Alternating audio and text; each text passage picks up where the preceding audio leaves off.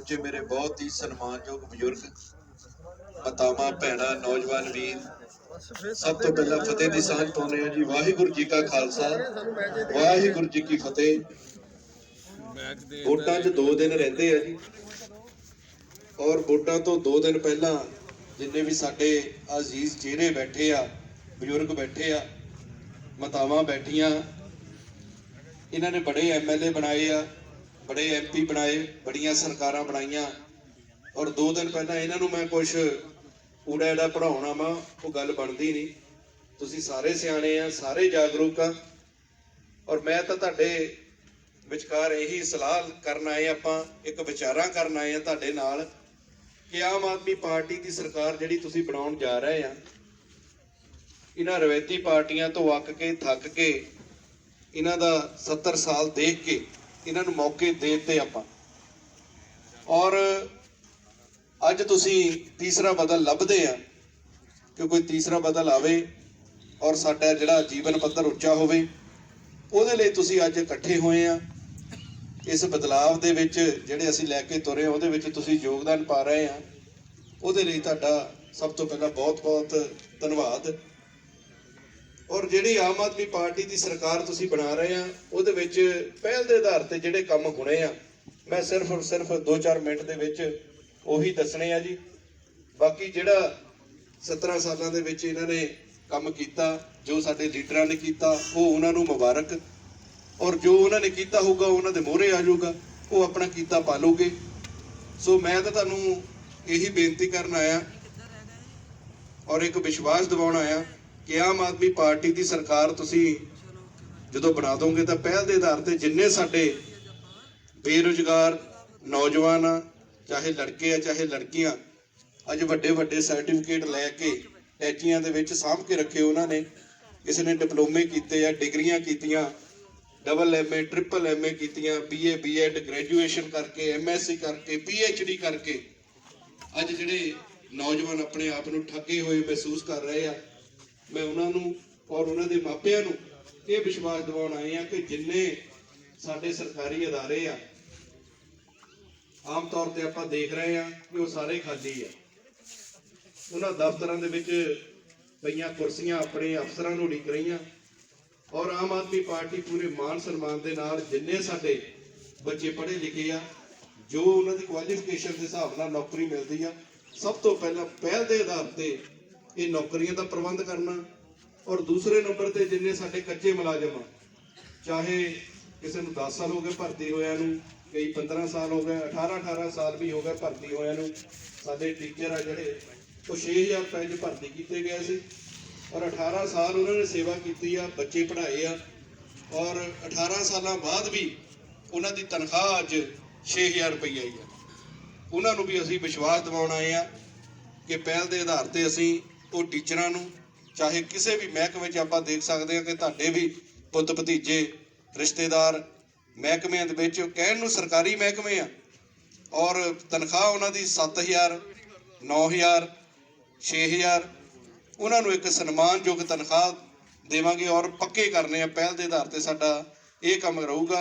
और 18 सालों तो आप देख रहे हैं टीचरों का जो हाल किया, चाहे कोई भी प्राइवेट महकमे दे विच, सरकारी महकमे दे प्राइवेट बंदे रखे गए आ, वो बादल दियां रैलियां तो बाहर जो हुंदा रहा, जो कैप्टन दियां रैलियां तो बाहर होया, ते जो चन्नी दियां रैलियां तो बाहर होया, किसी तो गुज्जा नहीं है। तुसीं सोशल मीडिया का जमाना, सारा कुछ तुहाडे हत्थां दे विच फोन दे उपर कि साडे नौजवान वीरां दीयां पग्गां रैलियां दे विच ढाईयां गईयां, साडे नौजवान धीआं भैणां दीयां चुन्नियां पैरां 'च रोलियां गईयां। कसूर सिर्फ उन्हां दा इन्ना ही सी कि वो पढ़ लिख के नौकरियां मंगदियां सी, और जिहड़े कच्चे सी वो कहंदे जी पक्के कर दिओ, 6000 रुपए नाल घर दे गुजारे नहीं हुंदे।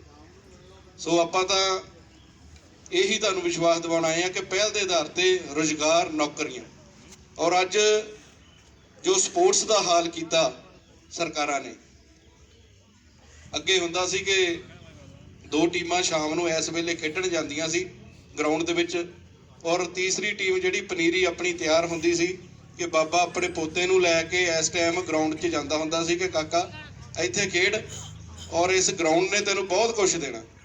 ਅੱਜ ਜੋ ਸਪੋਰਟਸਮੈਨ ਦਾ ਹਾਲ ਹੋਇਆ ਸਾਡੇ, ਚਾਹੇ ਨੌਜਵਾਨ ਲੜਕੇ ਆ ਚਾਹੇ ਲੜਕੀਆਂ, ਅੱਜ ਸਾਡੇ ਇੱਥੋਂ ਕਬੱਡੀ ਵੀ ਬਟਲੇ ਤੋਂ ਕੁੜੀ ਖੇਡਦੀ ਰਹੀ ਆ, ਜਿੱਤ ਕੇ ਵੀ ਆਉਂਦੇ ਰਹੇ ਆ, ਪਰ ਮਿਲਿਆ ਕੀ? ਸਿਰਫ ਆਉਂਦੇ ਹੋਇਆਂ ਨੂੰ ਇੱਕ ਟਰੋਫੀ ਦੇ ਦਿੱਤੀ ਕਿ ਆ ਪੰਜਾਬ ਖੇਡਿਆ ਹੀ ਆ ਜੀ, ਇੰਡੀਆ ਖੇਡਿਆ ਹੀ ਆ, ਇੱਕ ਟਰੋਫੀ ਲੈ ਕੇ ਘਰ ਨੂੰ ਚਲ ਜਾਓ। ਅੱਜ ਜੋ ਹਾਲਾਤ ਬਣੇ ਆ, ਦੁੱਖ ਲੱਗਦਾ ਜਦੋਂ ਟੂਰਨਾਮੈਂਟਾਂ ਦੇ ਵਿੱਚ ਜਾਈਦਾ। ਓਪਨ ਟੂਰਨਾਮੈਂਟ ਤਾਂ ਹੁਣੋਂ ਹੀ ਹਟ ਗਏ ਆਪਣੇ ਪਿੰਡਾਂ 'ਚ।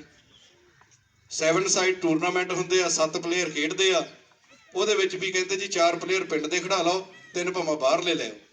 ਸਾਡੇ ਕੋਲ 7 ਪਲੇਅਰ ਵੀ ਨਹੀਂ ਬਚੇ ਪਿੰਡਾਂ ਦੇ ਵਿੱਚ। ਪਲੇਅਰ ਆਪੇ ਨਹੀਂ ਬਣਨੇ।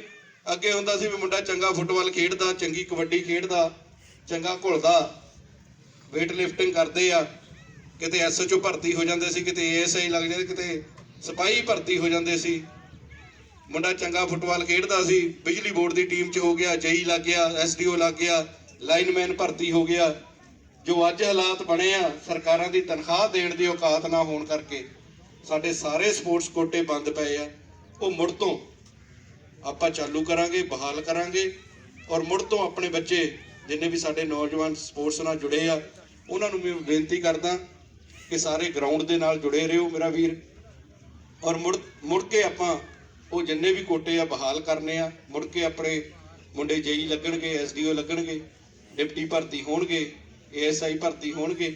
ਸੋ ਆਪਾਂ ਤਾਂ ਤੁਹਾਨੂੰ ਇਹ ਵਿਸ਼ਵਾਸ ਦਿਵਾਉਣਾ ਆ ਕਿ ਆਮ ਆਦਮੀ ਪਾਰਟੀ ਦੀ ਸਰਕਾਰ ਆਉਣ ਤੇ ਸਭ ਤੋਂ ਪਹਿਲਾਂ ਇਹ ਚੀਜ਼ਾਂ ਆਪਾਂ ਜੋ ਪਹਿਲ ਦੇ ਆਧਾਰ ਤੇ ਕਰਨੀਆਂ, ਨੌਕਰੀਆਂ ਦਾ ਪ੍ਰਬੰਧ ਕਰਨਾ, ਰੁਜ਼ਗਾਰ ਦਾ ਪ੍ਰਬੰਧ ਕਰਨਾ।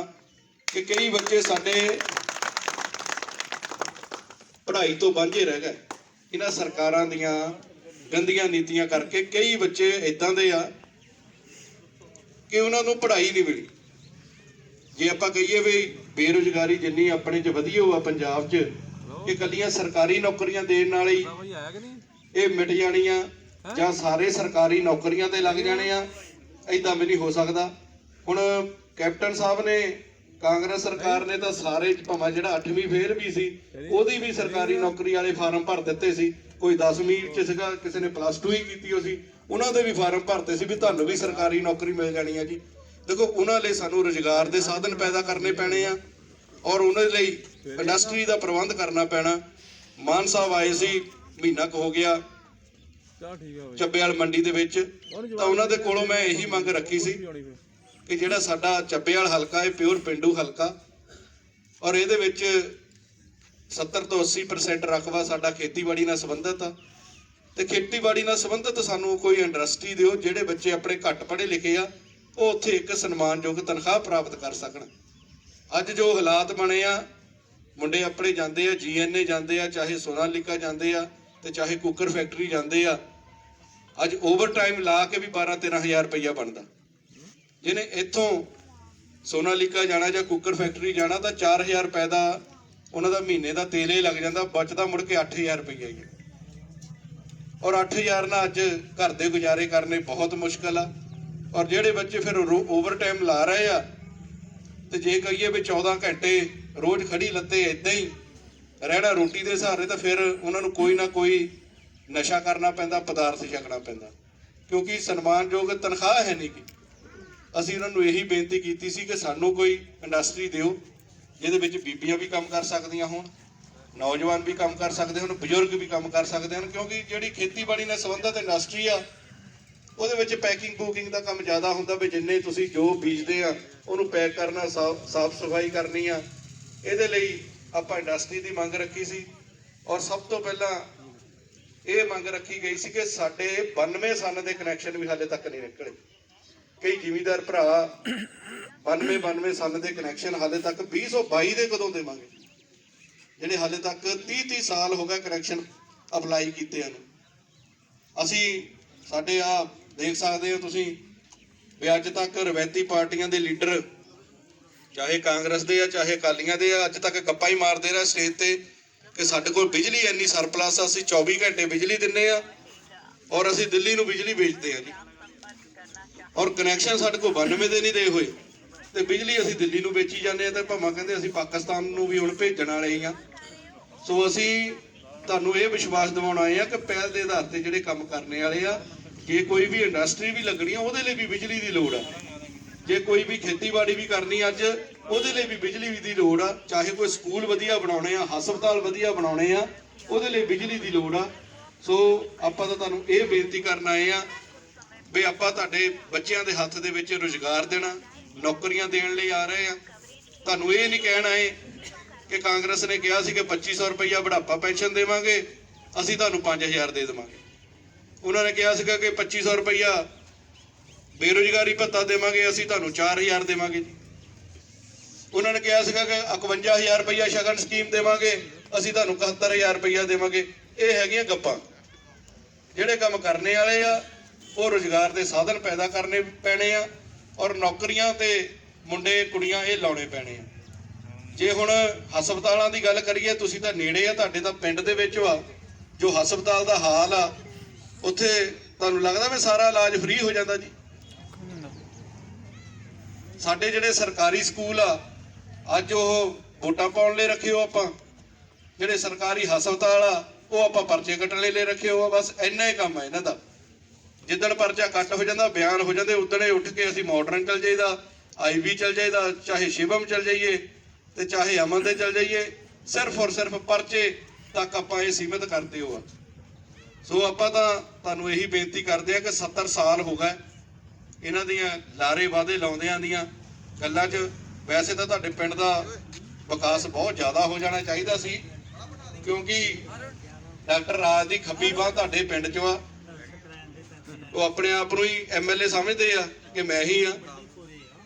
ਤੇ ਇਹੀ ਬੇਨਤੀ ਆ ਕਿ ਇੱਕ ਮੌਕਾ ਤੁਸੀਂ ਆਮ ਆਦਮੀ ਪਾਰਟੀ ਨੂੰ ਦੇ ਕੇ ਦੇਖੋ। ਦਿੱਲੀ ਵਾਲਿਆਂ ਨੇ ਦਿੱਤਾ ਸੀ, ਅੱਜ ਉਹਨਾਂ ਦੇ ਸਕੂਲ ਸੁਧਰ ਗਏ, ਹਸਪਤਾਲ ਵਧੀਆ ਬਣ ਗਏ ਆ। ਔਰ 20 ਫਰਵਰੀ ਨੂੰ ਵੋਟਾਂ ਜੀ ਦੂਸਰੇ ਨੰਬਰ ਤੇ ਆਪਣਾ ਨਿਸ਼ਾਨ ਆ ਝਾੜੂ ਦਾ। ਸਵੇਰੇ 8 ਵਜੇ ਤੋਂ ਲੈ ਕੇ ਸ਼ਾਮ ਦੇ 6 ਵਜੇ ਤੱਕ ਵੋਟਾਂ ਪੈਣੀਆਂ, ਔਰ ਤੁਸੀਂ ਤਸੱਲੀ ਨਾਲ ਵੋਟਾਂ ਪਾਇਓ। ਔਰ ਸਾਰਿਆਂ ਨੂੰ ਇੱਕ ਬੇਨਤੀ ਕਰਨਾ ਹੀ ਚਾਹੁੰਦੇ ਆ ਜੀ ਕਿ 20 ਫਰਵਰੀ ਵਾਲੇ ਦਿਨ, ਵੋਟਾਂ ਵਾਲੇ ਦਿਨ ਤੁਸੀਂ ਗੁਰਦੁਆਰਾ ਸਾਹਿਬ ਮੱਥਾ ਟੇਕ ਕੇ ਵੋਟਾਂ ਪਾਉਣ ਜਾਇਓ, ਔਰ ਆਪਣੇ ਬੱਚਿਆਂ ਦੇ ਚਿਹਰੇ ਦੇਖ ਕੇ ਵੋਟਾਂ ਪਾਉਣ ਜਾਇਓ। ਕਿ ਐਤਕੀ ਆਪਾਂ ਕਿਸੇ ਲੀਡਰ ਨੂੰ ਜਿਤਾਉਣ ਹਰਾਉਣ ਨੂੰ ਚੱਲੇ, ਮੁੱਖ ਮੰਤਰੀ ਨਹੀਂ ਬਣਾਉਣ ਚੱਲੇ। ਐਤਕੀ ਅਸੀਂ ਆਪਣੇ ਪੰਜਾਬ ਨੂੰ ਬਣਾਉਣ ਚੱਲੇ ਆ, ਬਚਾਉਣ ਚੱਲੇ ਆ, ਪੰਜਾਬ ਦਾ ਭਵਿੱਖ ਬਣਾਉਣ ਚੱਲੇ ਆ, ਆਪਣੇ ਬੱਚਿਆਂ ਦਾ ਭਵਿੱਖ ਲਈ ਵੋਟਾਂ ਪਾਉਣ ਚੱਲੇ ਆ, ਆਪਣੇ ਬਜ਼ੁਰਗਾਂ ਦੇ ਭਵਿੱਖ ਲਈ ਆਪਾਂ ਵੋਟਾਂ ਪਾਉਣ ਚੱਲੇ ਆ। ਇਹ ਸੋਚ ਕੇ ਐਤਕੀ ਵੋਟਾਂ ਪਾਉਣ ਜਾਇਓ। ਜਿੱਥੇ ਸਾਡੇ ਨੌਜਵਾਨ ਵੀਰਾਂ ਨੇ ਬੂਥ ਲਾਉਣਾ, ਸਾਡੇ ਬਜ਼ੁਰਗ ਨਾਲ ਬੈਠੇ ਹੋਣੇ ਆ ਬੂਥ ਤੇ ਆਮ ਆਦਮੀ ਪਾਰਟੀ ਦੇ, ਉੱਥੇ ਮੈਂ ਬੀਬੀਆਂ ਨੂੰ ਵੀ ਬੇਨਤੀ ਕਰਦਾ ਕਿ ਇੱਕ ਦਿਨ ਤੁਸੀਂ ਵੀ ਕੱਢ ਲਿਓ, ਸਾਡੇ ਆਮ ਆਦਮੀ ਪਾਰਟੀ ਦੇ ਬੂਥ ਤੇ ਤੁਸੀਂ ਵੀ ਜਾ ਕੇ ਬੈਠਿਓ। ਔਰ ਤੁਹਾਨੂੰ ਮਾਣ ਮਹਿਸੂਸ ਹੋਊਗਾ ਕਿ ਜਿੱਦਣ ਕੈਬਨਿਟ ਦੀ ਪਹਿਲੀ ਮੀਟਿੰਗ ਹੋਈ ਉਦੋਂ ਤੁਹਾਨੂੰ ਮਾਣ ਮਹਿਸੂਸ ਹੋਊਗਾ ਕਿ ਜਿਹੜਾ 20 ਫਰਵਰੀ ਨੂੰ ਆਪਾਂ ਆਮ ਆਦਮੀ ਪਾਰਟੀ ਦਾ ਬੂਥ ਲਾ ਕੇ ਆਮ ਆਦਮੀ ਪਾਰਟੀ ਦਾ ਬੂਟਾ ਲਾਇਆ ਸੀ ਪਿੰਡ ਹਾਰਟੇ ਦੇ ਵਿੱਚ, ਅੱਜ ਉਹ 3 ਮਹੀਨਿਆਂ ਦੇ ਵਿੱਚ ਫਲ ਦੇਣ ਲੱਗ ਪਿਆ। ਵਾਕਿਆ ਹੀ ਉਹ ਕਹਿ ਕੇ ਗਏ ਸੀ ਕਿ ਆਪਾਂ ਤੁਹਾਡੇ ਬੱਚਿਆਂ ਲਈ ਰੁਜ਼ਗਾਰ ਲਈ ਮਤੇ ਪਾਵਾਂਗੇ, ਤੇ ਅੱਜ ਉਹ ਮਤੇ ਪੈ ਰਹੇ ਆ। ਹਸਪਤਾਲਾਂ ਦੇ ਮਤੇ ਪੈ ਰਹੇ ਆ, ਨੌਕਰੀਆਂ ਲਈ ਮਤੇ ਪੈ ਰਹੇ। ਤੁਹਾਨੂੰ ਮਾਣ ਮਹਿਸੂਸ ਹੋਊਗਾ। ਸੋ ਇੰਨੀਆਂ ਕੁ ਬੇਨਤੀਆਂ ਤੁਸੀਂ ਸਾਡੀਆਂ ਪ੍ਰਵਾਨ ਕਰਿਓ। ਸੋ ਤੁਹਾਡਾ ਸਾਰਿਆਂ ਦਾ ਬਹੁਤ ਬਹੁਤ ਧੰਨਵਾਦ। ਵਾਹਿਗੁਰੂ ਜੀ ਕਾ ਖਾਲਸਾ, ਵਾਹਿਗੁਰੂ ਜੀ ਕੀ ਫਤਿਹ।